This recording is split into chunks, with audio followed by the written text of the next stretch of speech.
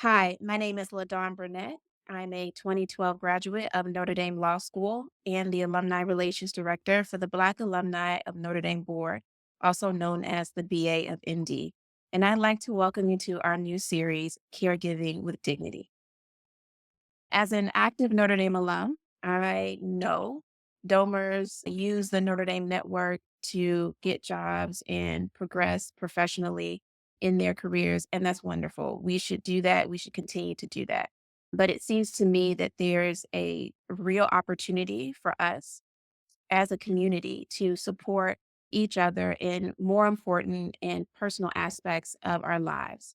As our society faces the emotional, financial, professional, and spiritual pressures of caring for an aging or sick parent or spouse, a loved one, or child, many in our Notre Dame community need support and practical advice.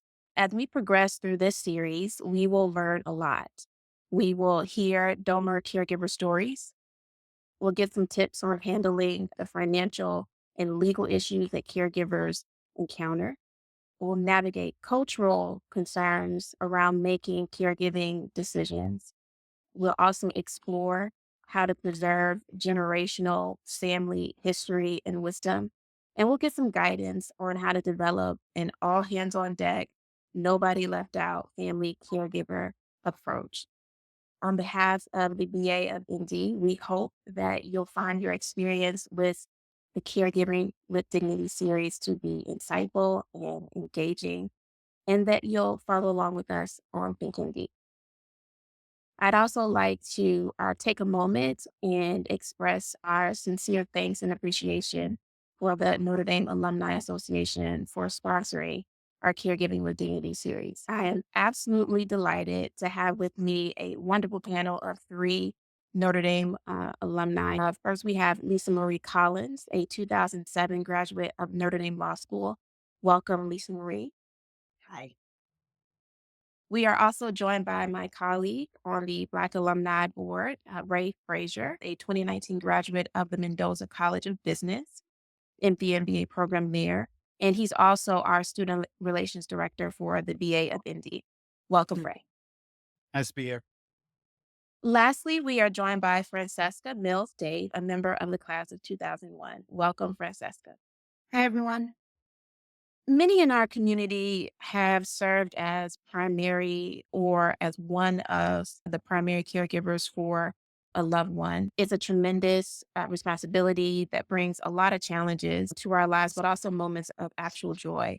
It can be a lonely responsibility that leaves people feeling isolated and unsure of who to turn to for support. But there's absolutely real power in sharing our experiences as a community. To start out, I'd like for each of you to share a little bit more about yourselves. LisaMarie, if you could start us off just sharing your hometown, whether you're married or single, if you have kids, what you do for a living, and briefly describe your caregiver situation. Who are you caring for and whether they live with you? Sure. Thanks, LaDawn, and happy to be here tonight. I live in Brooklyn, New York. I am a Notre Dame law grad. I'm currently practicing. I'm a litigation partner with Mintz Levin, a law firm based in New York City. I have two boys, 7 and 10 years old, very active, very full of energy, and I'm married as well. And I'm caring for both of my parents, my mom, 74, and my dad, who is 75. And we all live together here in Brooklyn. Great. Thanks, LisaMarie. Francesca? Thanks, everyone. Really happy to be here. My name is Francesca Milles-Dave, Notre Dame class of 2001. I currently live in New York City, in Harlem. I take care of both my mother and my stepfather. My mother is 70 and my stepfather is 85. And we've been doing this for a little while now. Really excited to share my story. Thanks so much. Ray? I live in South Bend, Indiana. I'm in a long-term relationship, so we live about 2 blocks away from campus. And I'm caretaking for both my parents, my mom, who's 76, and my dad, who's turning 91 next month, as well as my brother. Great. Thanks, Ray. I think it would be helpful for our audience if you could each talk about how you became a caregiver. LisaMarie, would you like to go first? Sure, I'll start us off. Caregiving is not something that was on my radar until it becomes on your radar. So, my dad has pulmonary fibrosis, a terminal lung condition. He was diagnosed in 2016, and that condition generally has a 2 to 5 year prognosis upon diagnosis. So, when he was diagnosed, my mom was in very good health, and I just kind of assumed that my mom would care for him until his death. And in the course of that time period, my mom started showing signs of dementia. And it started to become clear that my dad was going to live longer than 2 to 5 years, which was a huge blessing, but that my mom's dementia would progress. We didn't know at what pace, and that she would likely not be able to care for him. So at that point, I made the decision that we should all move in together so that I could care for both of them when the time came that they could not care for themselves. Well, that's really generous of you. What about you? Yeah. So on my side, my parents are getting up there, if you would. And my dad's showing early signs, dementia. And I think like when it came to say caregiving, like Lisa Marie says, you don't plan for it, but you step up when your family needs you. I was always the planner of my family, if you Okay. will. So it was always trying to think a couple steps ahead for both my parents, like what they might need in a couple of years. Because when age starts to catch up with you, it's not like it happens gradually, usually. Once it starts, it can slide pretty quickly, as it did for example, my dad, especially with his memory, used to just be kind of like the rock of our family. And you couple that with my brother, he was born type 1 diabetic and now has end stage renal disease as well as class 3 heart failure.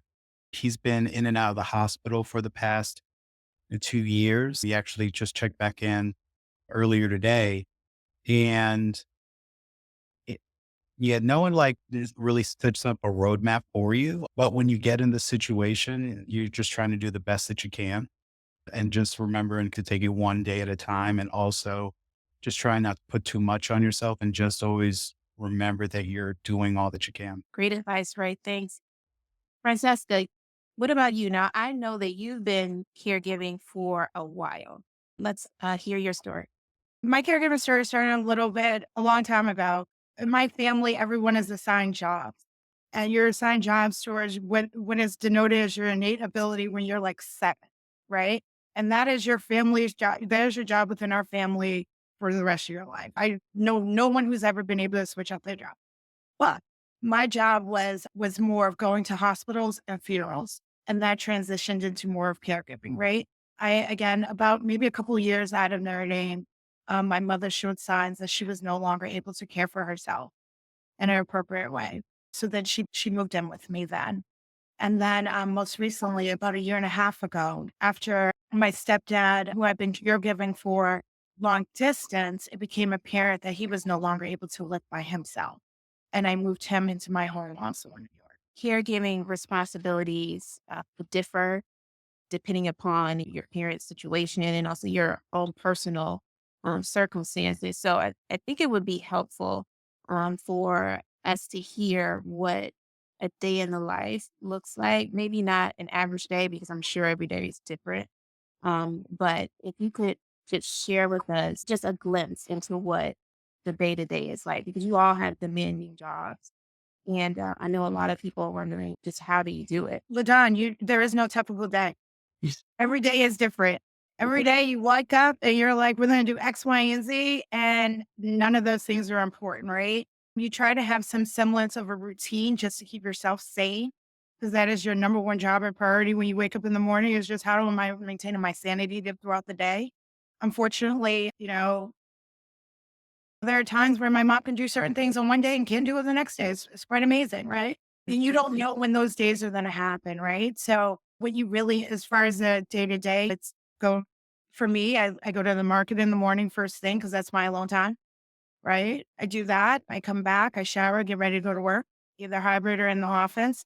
And then if I'm at home, fortunately, I was smart enough to not listen to my mom and get an aide. That was the single smartest thing I ever did. She doesn't like them. She complains about them every day, but that is so much better than it's all falling on me. And I say that, and this is, I don't know what this tangent is coming from, but here we are. I say that because I felt that I stopped being her daughter. Mm. I was her nurse. I was her aide. I was her housekeeper. I was her whatever I was, but I was no longer her daughter. And I need to reclaim. So once I reclaim just being a daughter, yes, I'm a daughter who does all these other things, right? But I don't want to just be those jobs, right? So for me, a typical day is just embracing whatever the day has for me. It could be everyone's playing nicely. And as I like to say, everyone's playing nicely. There's no new mystery things happening. And I can go to work and I can come home and it's great. But it's really just rolling with the punches and just really just trying to maintain like this is not catastrophic. For me, it's not holding myself down to a schedule other than my breaks for sanity, my breaks away. But for me, there is no typical day, right? You plan for it, right? Even if we have a whole day planned out, Yeah. it is just not that necessarily happen according to plan. And it's a long time to deal with and really embrace the okay adventure and that motif and that model versus it being regimented on a schedule. And I think that's the first thing. You have to divorce yourself from being on a schedule or having any control and just rolling with it. Yeah. I don't like totally agree with that. Like sometimes I could be in a meeting and my dad will call me a couple of times and I call him back and he's my best friend, right? Hanging out. He'd give me words of encouragement, things like that. And then a couple days later, I'll pick up that phone and I'm getting cursed out because like he forgot where he put some shoes and he thinks that I took his shoes. And I got to tell him that I'm in Indiana, you're in Connecticut. I didn't take your shoes. Then I got to call him and then she'll go find him. Sometimes if my dad does call at this point, like I'll shoot her a text first to say, okay, what kind of mood is he in? Uh, before I pick up the phone sometimes. But yeah, I would say it's a little unpredictable. Yeah. And right, I know that there are some tools that, or tools or resources that you use to sort of lighten the load. Francesca, you mentioned getting a maid. Ray, what kind of tools do you use? Yeah. So for example, I use a virtual assistant named Noelle. She helps to pay set up all the bills kind of like on auto pay from my parents and troubleshoot anytime something isn't, say, going through. I remember, say, sometime last year, all of a sudden my dad didn't like DirecTV anymore. She was able to help get Xfinity in there because again, when they get older, they, at least for my folks, they fixate on things. Yeah. And all of a sudden, nothing can happen until that one thing is taken care of.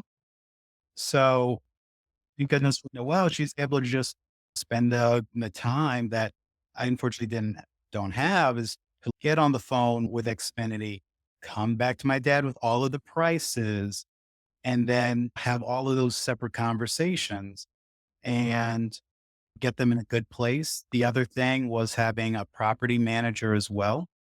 I'd say other than fixating, at least for my parents, they're pretty proud people. They will be the first to tell you that they immigrated here from Jamaica in the late 60s and 70s. They've seen it all. They can deal with aging. They don't need any help. Yet, if a foot of snow drops in Connecticut, like they're stuck in the house and they can't go anywhere. So nowadays, I might get a nice little text message or a call from my mom to say, thank goodness for setting up that property manager because they came and shoveled the snow. And we didn't know it was going to snow, but it snowed and everybody else is stuck in their houses, but we can go in the driveway. So I would say tools like that, a virtual assistant is amazing because they can research all these things for you. Like she was able to find the property manager that we now use.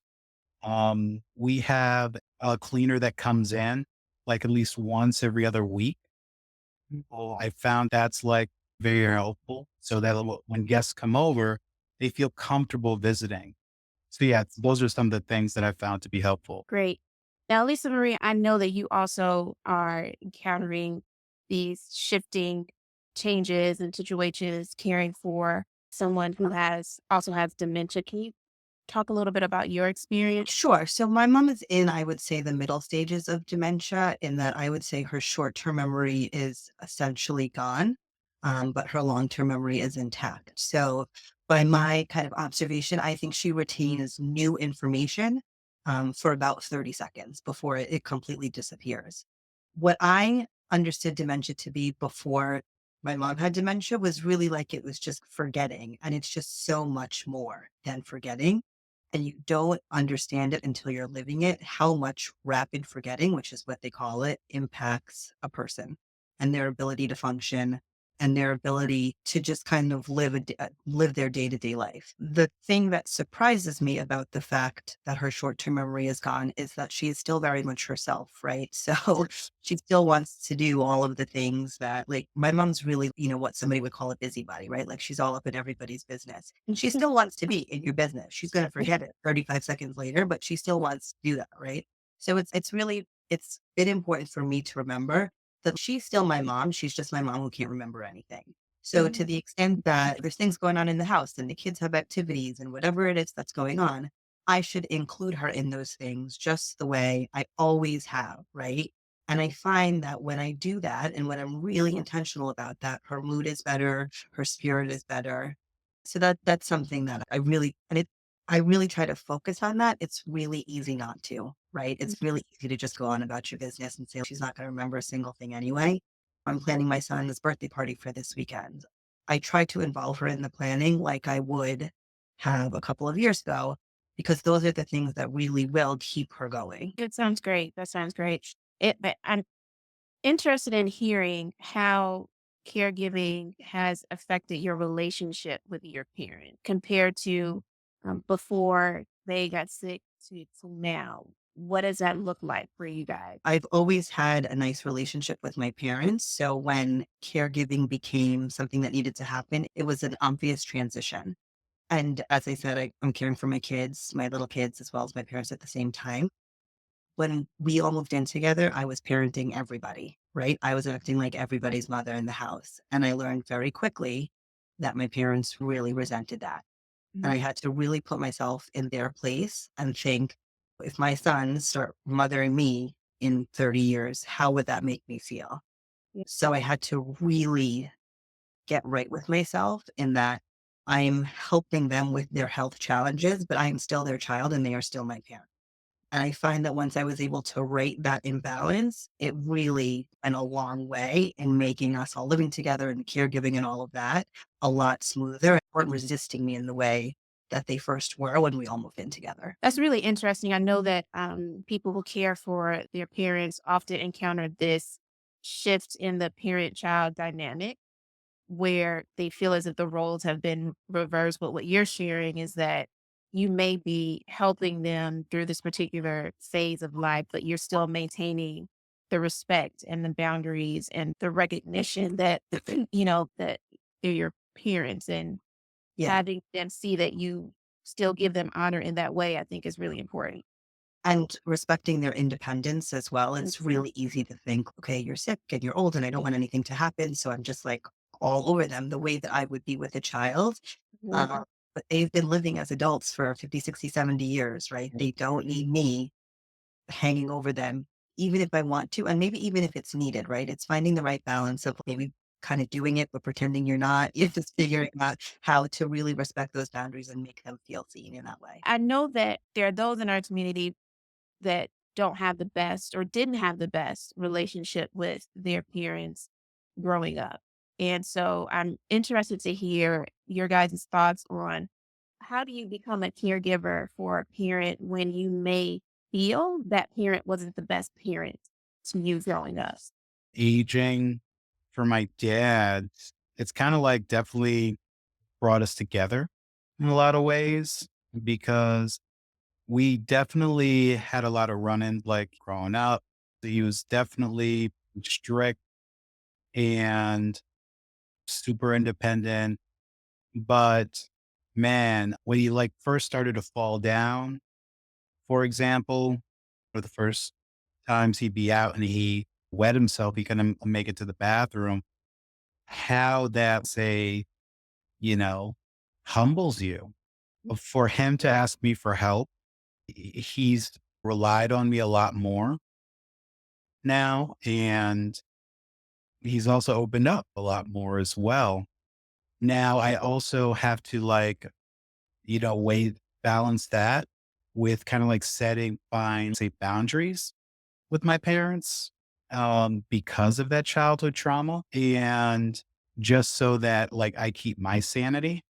So that's one of the things I always advocate for is, especially if you've had not the best relationship over time with your folks and there is some trauma there, factor that in just so that, okay, when are you, like, say, reaching your limits so you can step away?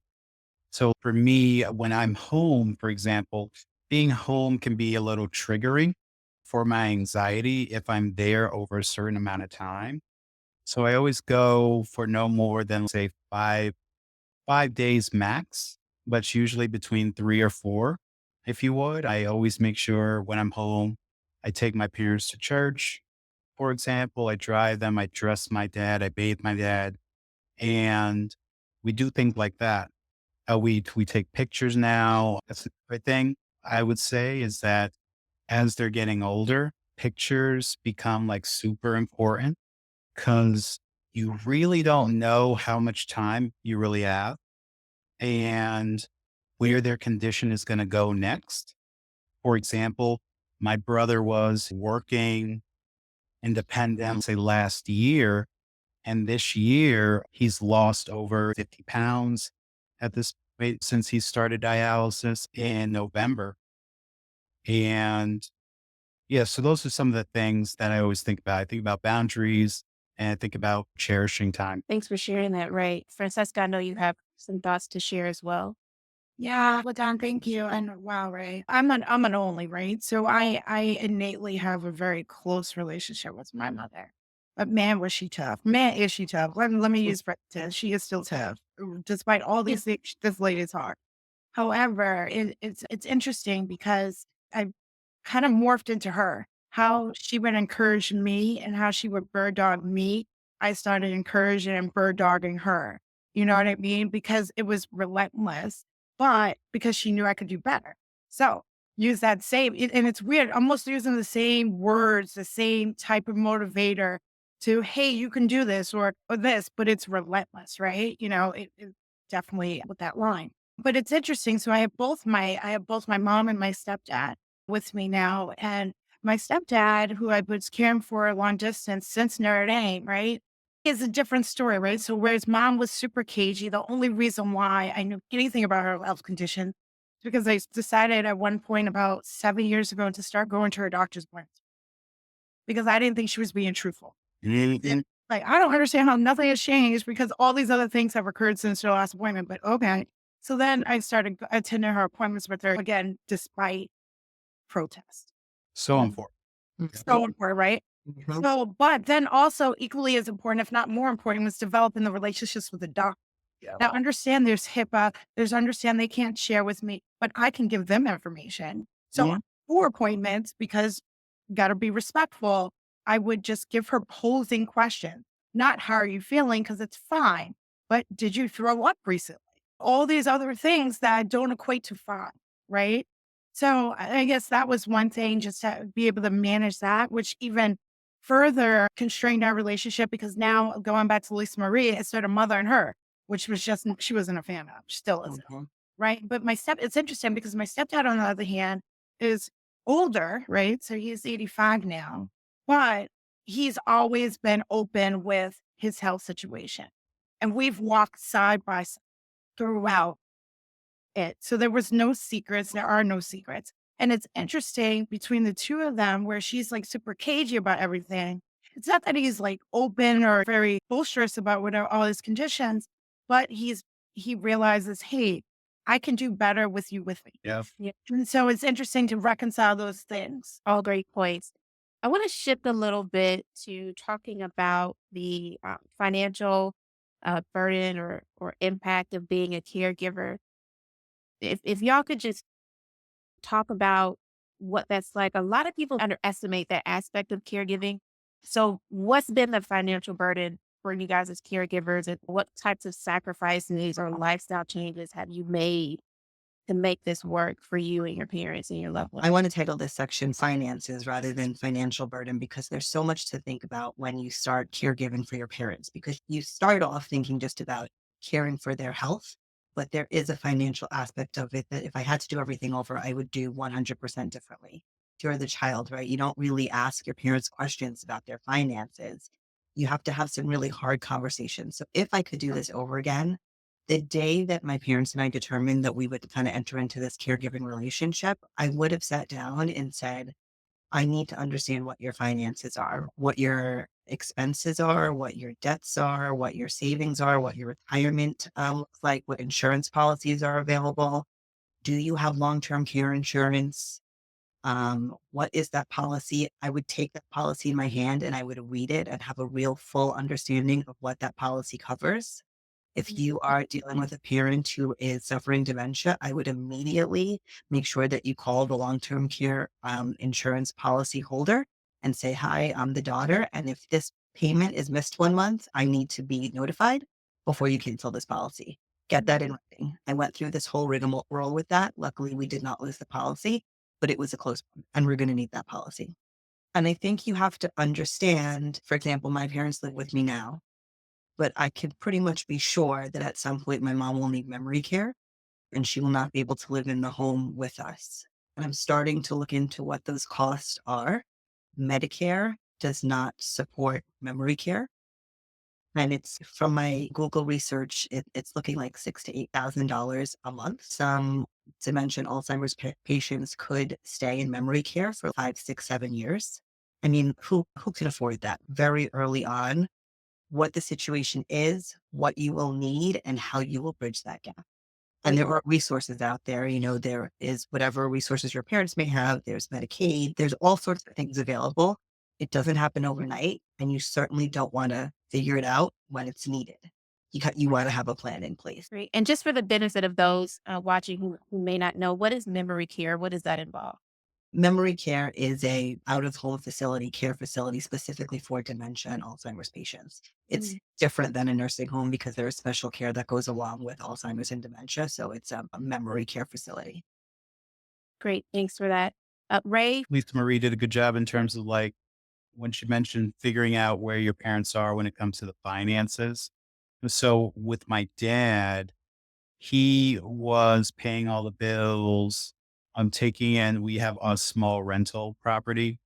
So he was just taking everything in and managing it all on his own until he was about 75 or so.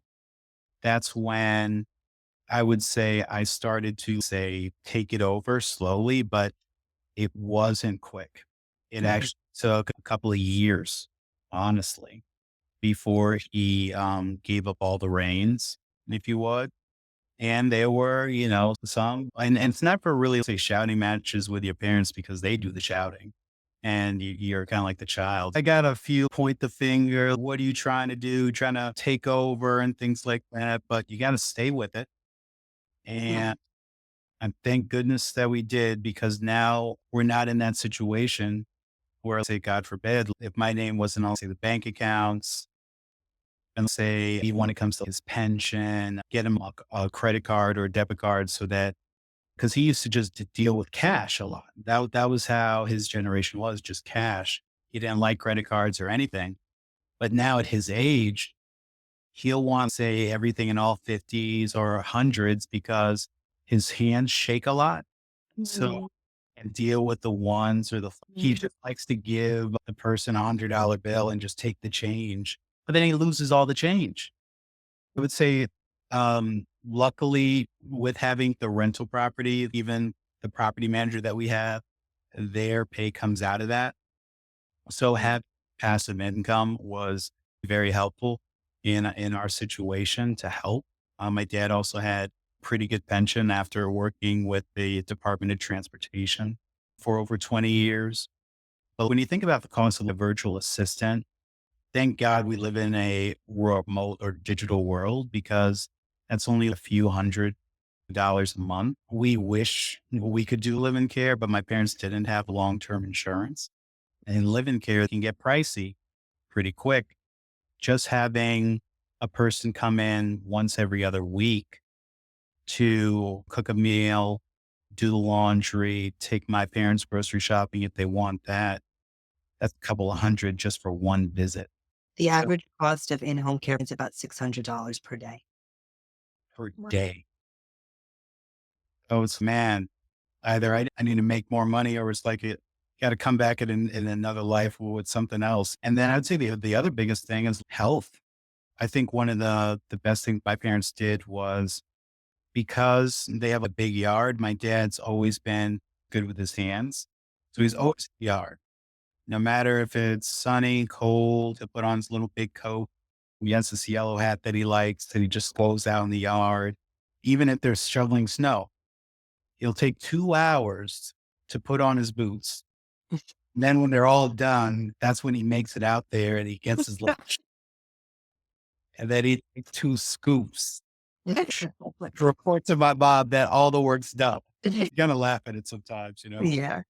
I would just add one thing, and I know LaDawn, a different part of this series will focus on estate planning, but that's another part of caregiving that I would say get in there early on this. As soon as you figure out that you're going to be caregiving, talk to your parents about what their will is, hire an estate planning attorney who focuses on elder care, and that person will help you get all of the documents that you need in order, most importantly, a financial power of attorney and a health power of attorney.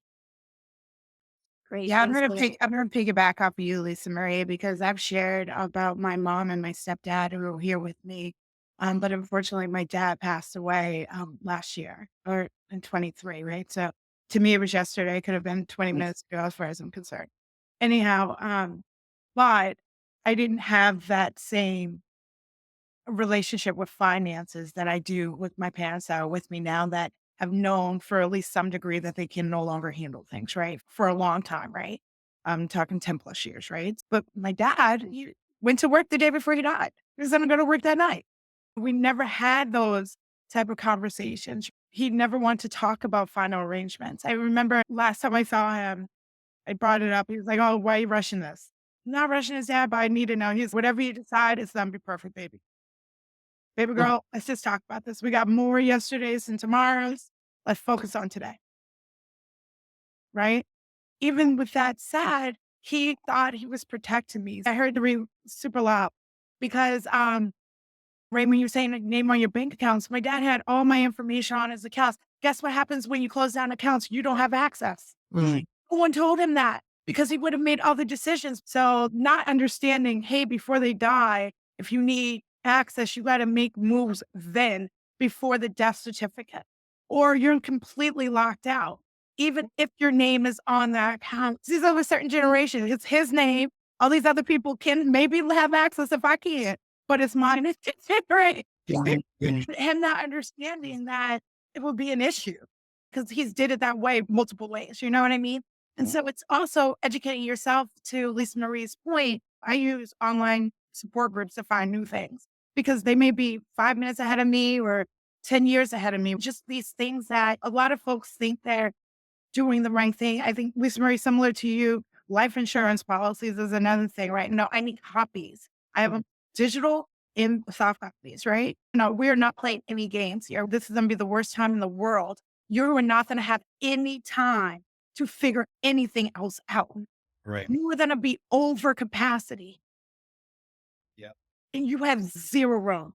And echoing 100% what Lisa Marie was saying about kind of getting things together. I know that the topic was supposed to be more on finances, but it comes all sorts of other things, right? It's the extra supplies that aren't covered. It's the Ubers, or even take my mom to Hawaii for her 70th birthday. It's been a ridiculous amount of money because you know what? You're 5 years into your cancer battle, girlfriend. They only gave you 6 months. We don't do this. Mm-hmm. But that takes a lot of finances, right? But then it's all encompassing. Yep. Yeah. And then 100%. it's also what sacrifices you're willing to make to participate in these other things, right? and facilitate these other occurrences. And it becomes like a balance. And I much rather do certain things at home now than do what I used to do because now my values have changed. Yeah. Yep.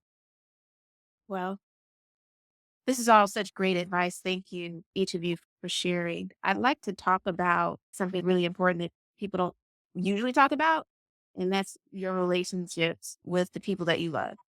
Ray and Francesca, and I know you guys aren't married. Ray, I know you're in a long-term relationship, but just given your guys' circumstances, you could talk about how caregiving has impacted your dating life. Has it influenced the qualities that you're looking for in a partner? What does that look like for you guys? For me, it's definitely was like very important looking for someone who I always thought about how would this person be around my parents, especially because I grew up with older parents. Amanda's awesome with my folks and just like very caring. And it's been huge because even when we go to visit my folks, I can leave her with either my mom or dad. Sometimes I'll have to go and be at the hospital with my brother, for example.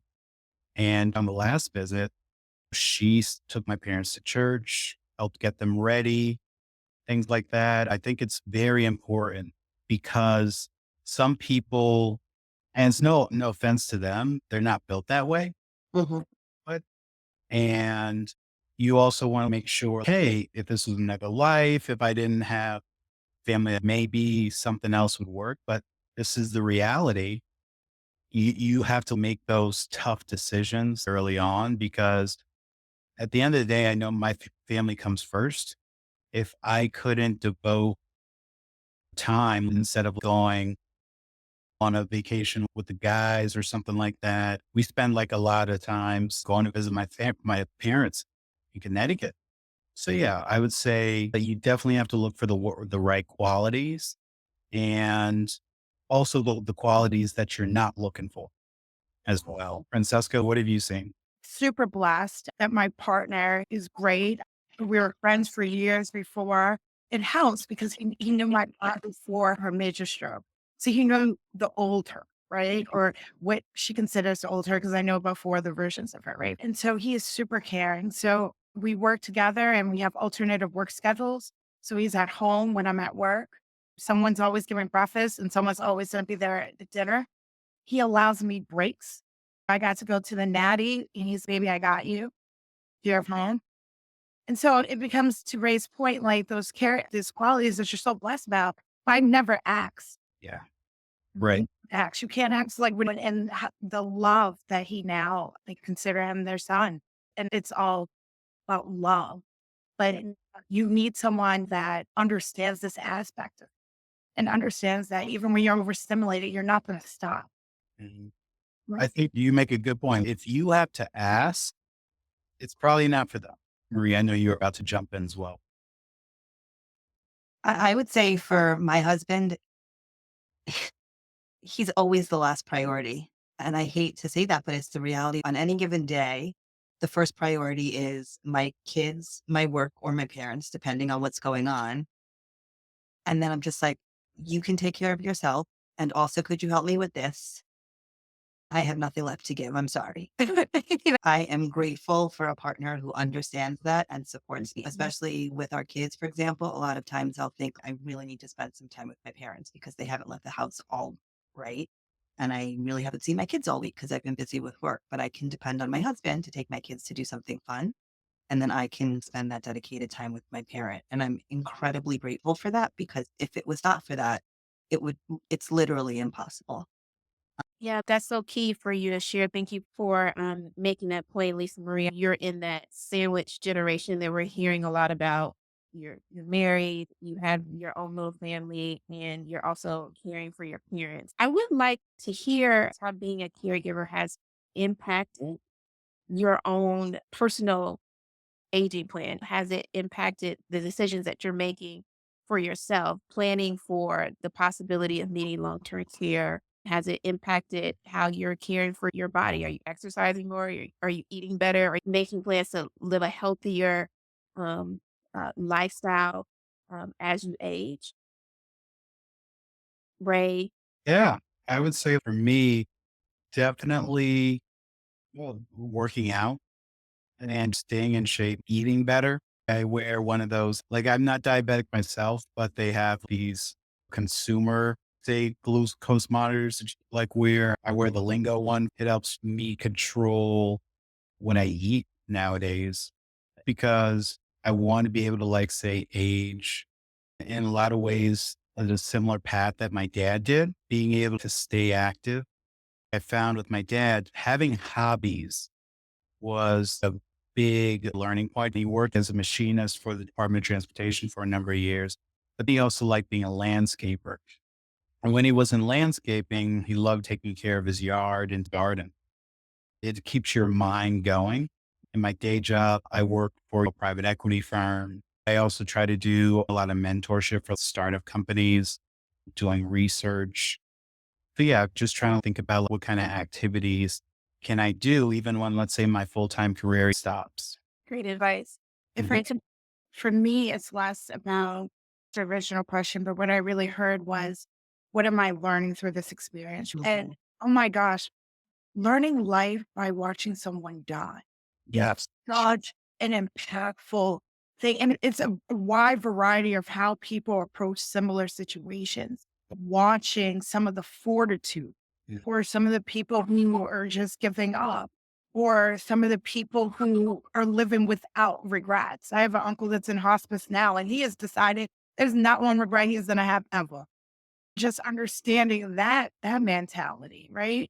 And then it's just really just understanding what I value, and my values have shifted, right? What I feel is important, right? You talked about earlier about going on vacation with the guys. No longer important for me to go out with the girls or do certain things. Those things are no longer important. And it's really understanding retrospect, planning my life with that insight, that wisdom Yeah.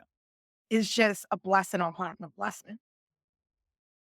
Yeah. I mean, I would just say when my parents and I first moved in together, I was struck by how difficult it was for me to watch a person age every single day. Mm. Like, that really took a toll on me. Like, it was one thing to go visit them, help out for a weekend, and then come home and not see them for a couple of days, but just like the every day of it really took a toll. Their life has shrunk so much so quickly. And I can tell, like, my dad is surprised by it. You know what I mean? Like, he's constantly making comments of, "Who is this guy? Like, when did I become this old guy?" But it's wearing on him, and I could tell he's like, in my mind, I still feel like I'm 22. He's so kind of, like, surprised that he has limited mobility and that he's so tired and that he's at the doctor's office 5 days a week. So for me, it's really been, in terms of, like, my own health, just doing everything I can so that I age gracefully, so that I have as good a quality of life as I can for as long as I can. And then just recognizing that, like, when you age and you get old and you get sick, it comes quick, like quicker than you're thinking it's going to come. To really just try to do the things and to recognize, like, the time that we're all living in now is, these are the good old days. It's chaotic and it's busy and work in this, but these are the best of times, and really trying to embrace that. Yeah. Yeah, Lisa Marie, you talk about like things like when you look at your older parents, the car they bought, the TV set that they got that was so cool. None of that stuff matters. Mhm. All of that shit, Yep. a lot of it gets thrown away, gone. So that's the other thing, especially like the little arguments, right? Yep. The little arguments that you had 15 years ago with that one, nobody even remembers. Half the time that person's not even here anymore. It makes me think about the relationships I have now, even at they work and things like that. Cause I'm like, it makes me chuckle because like you think in the end, all right, what matters most is like how you treat people. Will people remember you as kind of like a good person? Did you help Mhm. others? Things like that. Just simple basics. Yeah. Sounds like your priorities have really been straightened through this process. I know that people are wondering about support and what community looks like for you. If you have support from extended family siblings, aunts, uncles, other individuals in your life. Um, what does that look like for you guys? And if you don't have that, what would you like those people to do? So I'll start. I am so blessed. So besides my partner who completely holds me down, right? He focuses on the things that I don't care about. And it's slightly annoying because why are you focused on what I don't care about? Realize, oh wait, if you didn't focus on it, nobody would. Got you. Thank you. Appreciate you. So that was right. You had that argument? Okay. Oh, yeah. But besides him, my community and my neighborhood has just been so wonderful and so impactful. I think I shared a story before. I met a woman at my local a bar cafe a couple of blocks away from my old apartment. And she was really unapproachable. And but someone's, oh, give her a chance, go talk to her. And by the time she warmed up, she gave me a number. We exchanged like whatever. She's, hey, I'm sorry, I'm grumpy. My mom's in the hospital. Like, oh, I'm so sorry. I'll let you have your me time. I get it, but I didn't get it right. Not 2 weeks later, not 2 weeks later, my mother was in that same hospital on life support. And what did I do? I pulled out my phone, that woman that I had one interaction with. It's the first person I called, the only person. I knew this woman 2 hours, right? But I know that was someone that understood exactly where I am. I didn't want to answer any questions. I didn't want anything. I just needed immediate care. And I sent her a note, and my note said, hey, what are you up to? She's, well, I'm obviously at the hospital because my mother's sick. I'm like, not so funny story. So it's mine. She said, what floor? She came down, left her mother in ICU to come down and sit with me while my mother was in ICU. I know that woman for 2 hours. And that's indicative of the family that I've created or that I've been blessed to be a part. And let's just stop. I didn't create anything. They just took me in, right? Because there's no way that I could have been focused on being intentional about anything during that time. But even now, that same community will come over. So I started when my mom first got sick. I started doing holiday meals, right? She used to still cook dinner for Easter, Christmas, at New Year's, et cetera, et cetera. But I wanted her to see that our family traditions will live on without her, right? So I started doing that. But it's my partner and I, right? Not much of a table. And so my community now comes, right? Those are the same community members that I got to do Irish in the Vineyard last summer that stopped by in rotation. One girl's a nurse, one girl is a mom, so she knows how to change diapers. and my and my other friend who was an MP, right? And then they just took turns and really took care of my family and without me, so I can have a break. Everything from the text, hey, I just got there, or I'm on my way. So I didn't have to your point, Ray, I never asked. Yeah. I didn't have to inquire. It was always in the forefront. And because it's always reciprocal on different levels. Yep. We talk about support. I didn't know these people before. I didn't know these people 2 years before everything went down. I did not know these people. That's incredible. Incredible. So blessed for that. Mhm. I was like, there's, you never know who's really going to be there and step up. In our family, it's my sister-in-law, and she's the RN in the family. And thank God she's there. My parents weren't that friendly to her when they're hating. And fast forward, she is the first one at the hospital with my brother, taking him to different appointments. Thank God for my chart, right? We're always just looking at all those notes. And yeah, like she has all the reasons not to be involved. Like that we can go down the list of all the actions, and she just has a heart of gold, and we're lucky to have her.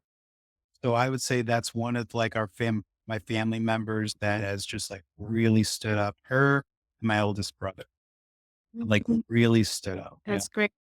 That's good to hear. We are going to talk later in the series about caregivers getting more support and help from other people in the family, just so they aren't sort of carrying that load by themselves. But a couple of you mentioned, that there were people who stepped up and did things without you having to ask them.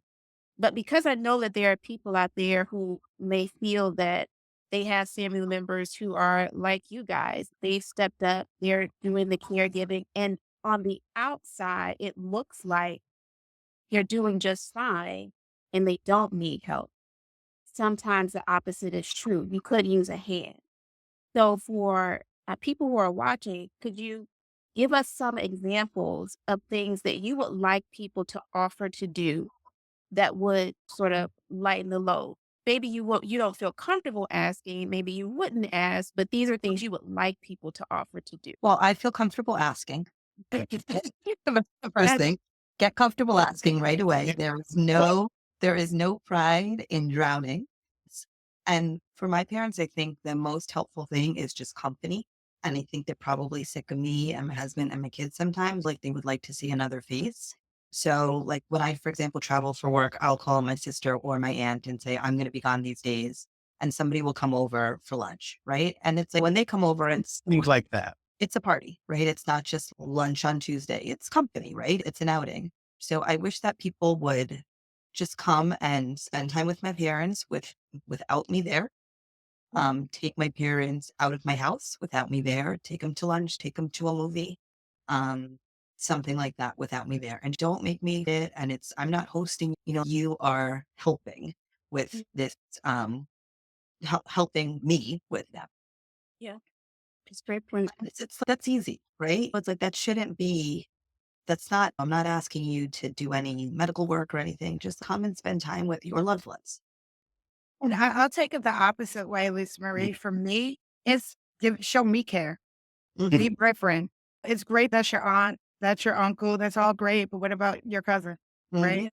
And it's showing the person care. It's just showing up, hey, we got your favorite thing. I brought dinner.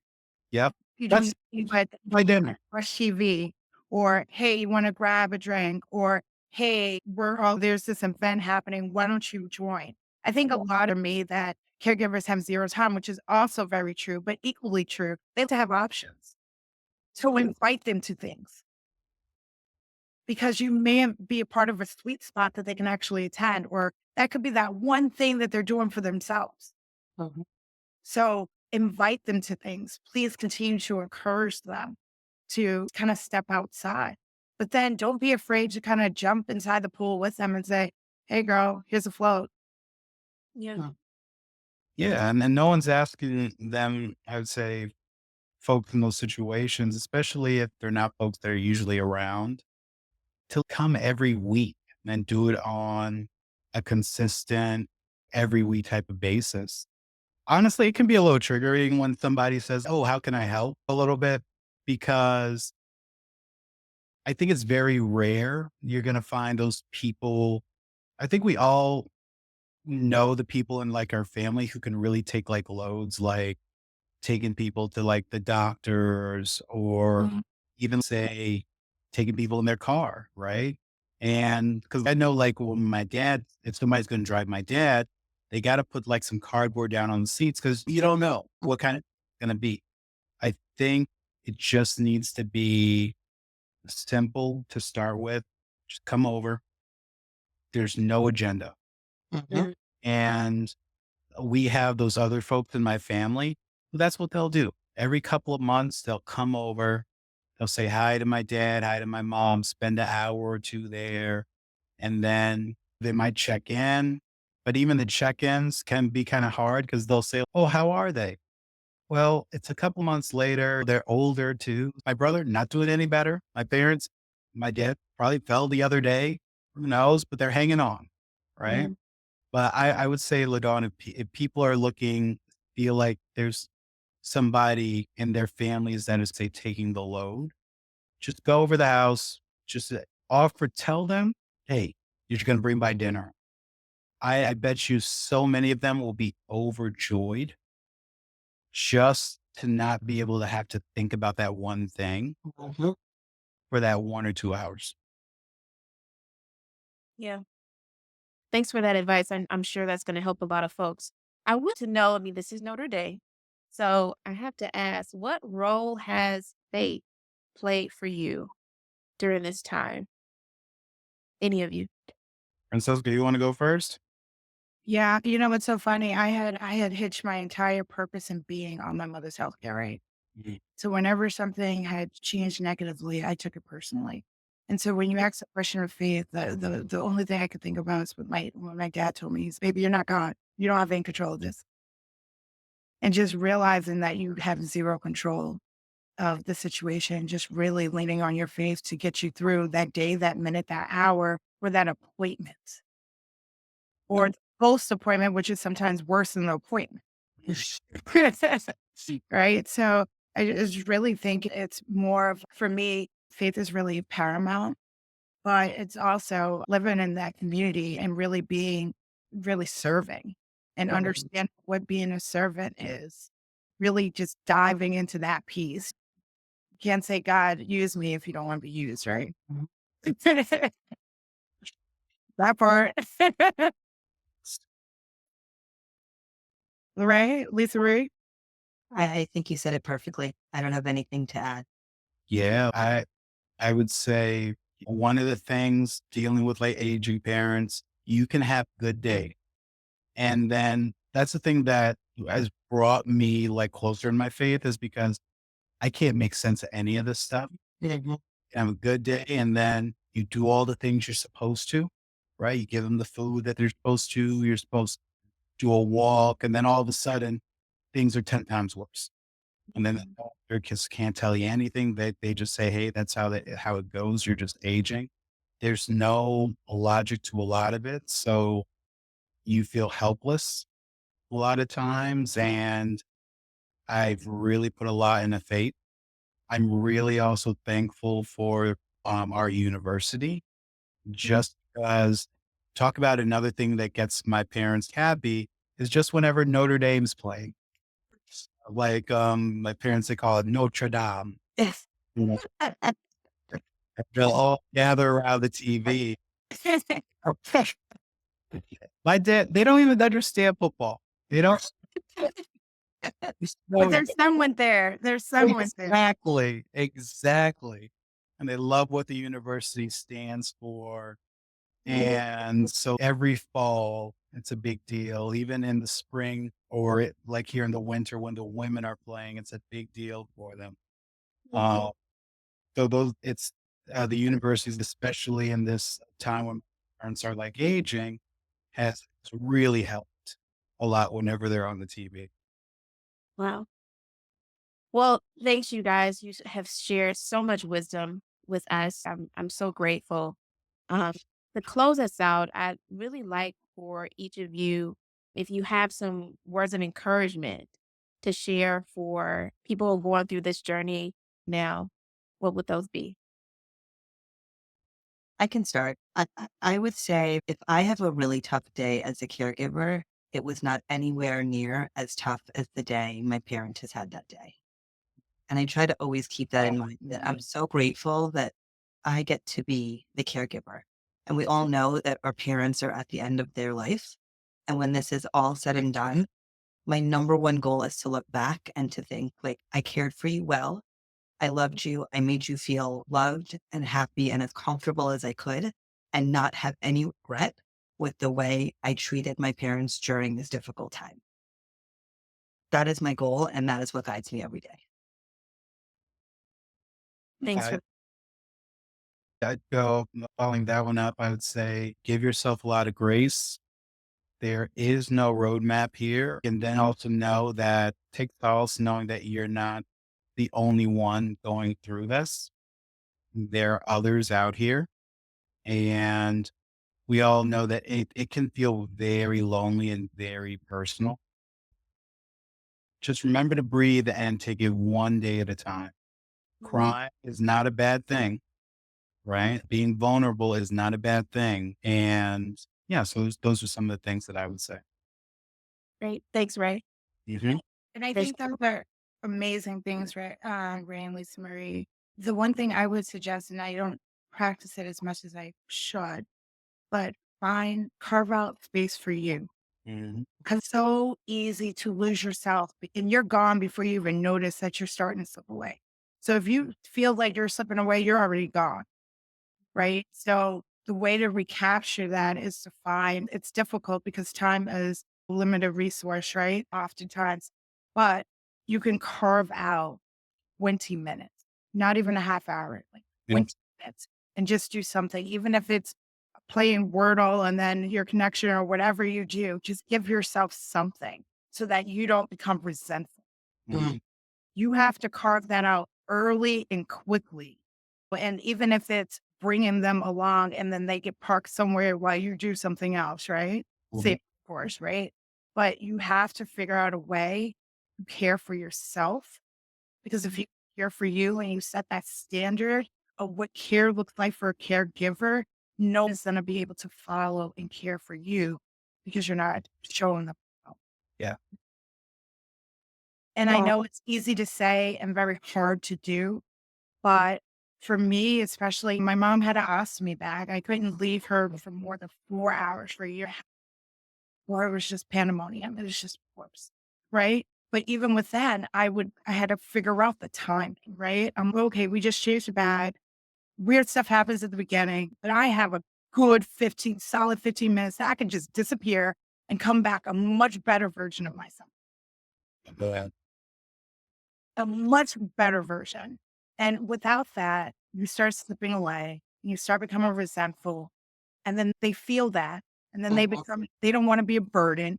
And then it becomes, you don't want to go there. Just find space for yourself and understand that you have to care for the caregiver. Yeah. I think that's out just one thing that I want to share. I think we all talk about pouring out of our cup empty, but you guys really, and this is best piece of this really helped turn my whole mind around. LisaMarie, you telling me about them having a worse day than you're having, mind blowing. So thank you for that advice. It was people thrive over your abundance. You're depleted. No one has anything. No one has enough. Yeah. So you got to really focus, care for them, but hey, you got to care for you too. Yeah. And you have to remember, LisaMarie, I know you were talking about your husband being at the bottom of the party list. You didn't mention yourself at all. Mhm. Because you know what I mean? And when we talk about that, we got to figure out when you just carve out just some time to hide. I hide. Yeah. Right? I live you. I have a hiding spot. No shade. What? Find a place to hide. Find something that you can do that's not super involved or elongated. I have to teach myself something new, kind of tap it into what's always been, kind of keep me engaged. I can learn about it 20, 30 minute spurts at a time, but at least I feel like I'm upskilling myself. Yep. Right. And so it's just really finding something that will make you continue be purposeful outside of caregiving. Yeah. You still got a life to live. Yep. Still have your own life to live at the end of the day. You can't, it's easy for it to all consume you, but you also got to remember that you have a life. Because many of us, and I am speaking particularly about myself, know elders that were taking care of people, that took care of people, that took care of people, they were taken care of. Don't be that person. They don't even want that for you. Wow, what a great note to end on. This has been an insightful discussion. I'm so grateful to each of you for joining me. Thank you for sharing your heartfelt stories. We're so open with us. To our audience, thank you for being with us today. We hope that you've enjoyed this discussion and that it leaves you with a renewed sense of support and hope. This series is free and open to all, so please feel free to share with your friends and loved ones. For more on caregiving with dignity, visit us at think.nd.edu. We'll see you next time when we are joined by our seasoned therapist and relationship expert, Danielle Boucret, class of 1991, who will share some mental health and wellness tips for caregivers.